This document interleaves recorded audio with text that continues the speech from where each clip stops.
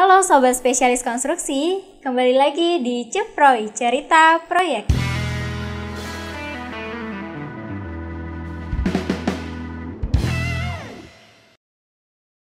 Bersama saya Siska, kali ini saya akan cerita tentang asuransi di bidang konstruksi. Tapi sebelumnya kita kenali dulu yuk apa itu asuransi.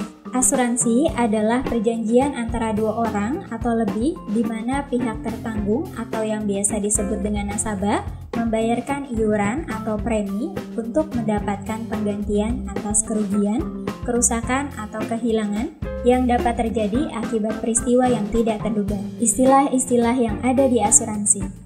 Yang pertama, premi.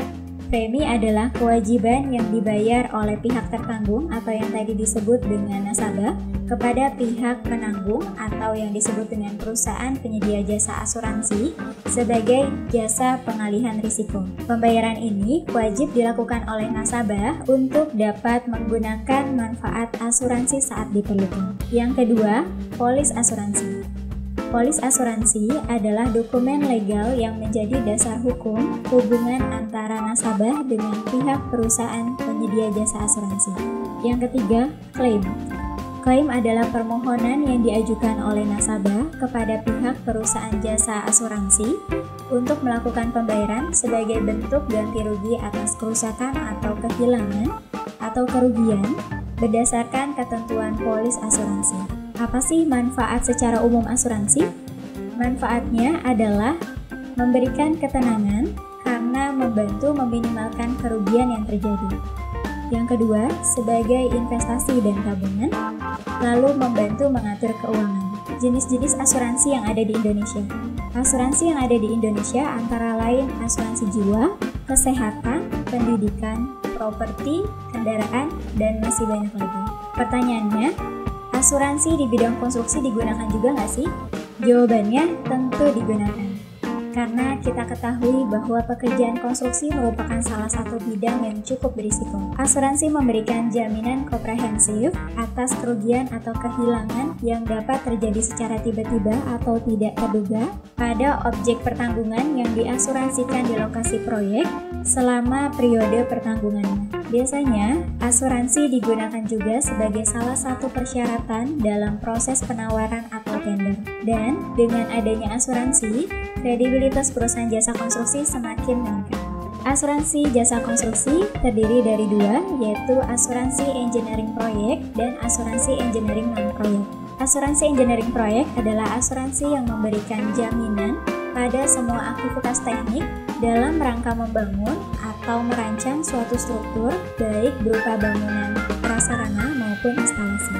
Sedangkan asuransi engineering non-proyek adalah asuransi yang memberikan jaminan untuk kegiatan-kegiatan teknik selama masa operasional. Asuransi engineering proyek dibedakan menjadi dua, yaitu Contractor All Risk Insurance dan Erection All Risk Insurance.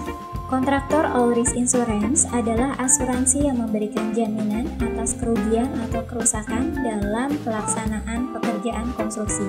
Misalnya dalam pembangunan jalan, jembatan, dan lain sebagainya. Erection All Risk Insurance adalah asuransi yang memberikan jaminan atas kerugian atau kerusakan dalam pelaksanaan pekerjaan pemasangan mesin-mesin berikut instalasinya sebagai akibat dari seluruh risiko yang dikecualikan polis. Misalnya, instalasi air atau instalasi listrik. Jenis asuransi yang tergolong dalam asuransi engineering non-proyek. Asuransi engineering non-proyek yaitu Machinery Breakdown Insurance, Boiler and Pressure Vessel Insurance, Deterioration of Stock Insurance, Civil Engineering Complete Risk Insurance, Electronic Equipment Insurance, dan masih banyak lagi. Manfaat asuransi untuk bidang konstruksi antara lain sebagai bentuk ganti rugi atas kerusakan material dan sebagai bentuk ganti rugi atas cedera atau harta benda.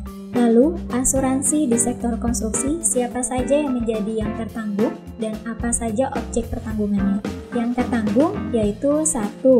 Pemilik atau prinsipal, bohir atau pemilik modal yang apabila mereka memiliki tanggung jawab atas pekerjaan atau pemasangan. Yang kedua, kontraktor yang melaksanakan proyek termasuk subkontraktor. Ketiga, penyandang dana. keempat, konsultan dan arsitek, dan yang terakhir, supplier. Objek pertanggungan.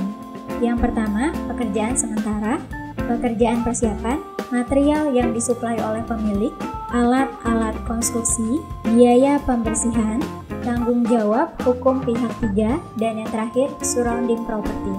Risiko yang tidak dijamin dalam asuransi.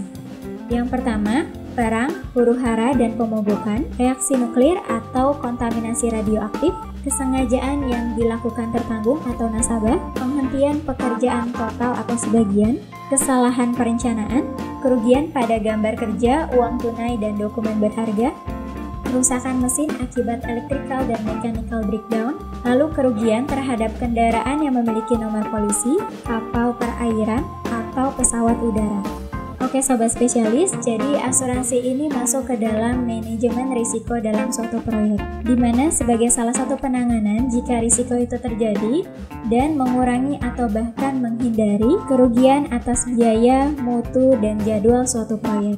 Jadi, peranan asuransi sangat berguna sekali loh Sobat Spesialis. Oke Sobat Spesialis Konstruksi, sekian cerita saya kali ini. Nantikan cerita dan video menarik lainnya seputar dunia konstruksi dan infrastruktur. Jangan lupa share, komen, like, dan subscribe channel YouTube kita ya. Terima kasih, semoga bermanfaat dan sampai jumpa.